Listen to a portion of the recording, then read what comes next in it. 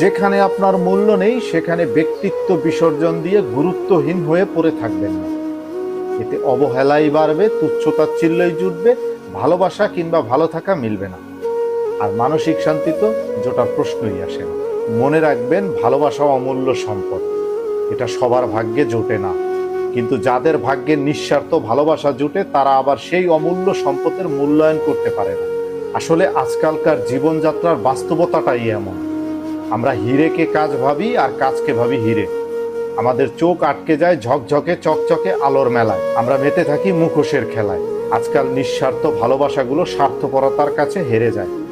সহজ সরল মানুষগুলো মারপ্যাচের জালে আটকে যায়। সম্পর্কে সৎ থাকতে চাওয়া মানুষগুলোর জীবনে চরিত্রহীন অসৎ মানুষগুলোই জড়িয়ে যায়। এই সব কিছুকেই উপেক্ষা করে জীবনকে এগিয়ে যেতে হয়। যেদিন থেকে আপনি আপনার জীবনে ঘটে যাওয়া সব নেগেটিভ ঘটনাগুলোকে উপেক্ষা করতে শিখে যাবেন, সেদিন থেকে আপনি মানসিক শান্তিতে বাঁচতে শিখে যাবেন। যতদিন বেঁচে আছেন ততদিন আর কি এই বা এমন চাই? অন্যের কাছে বলুন কিংবা নিজের কাছে, প্রত্যাশা তো ওই একটাই, দিন শেষে মানসিক শান্তি। ওইটুকুই আপনার আমাদের সকলের একমাত্র চাওয়া। আমাদের ভালো থাকার জন্য তাই মানসিক শান্তিই যথেষ্ট। মনে রাখবেন, জীবনে মানসিক শান্তির চেয়ে গুরুত্বপূর্ণ আর কিছুই নাই।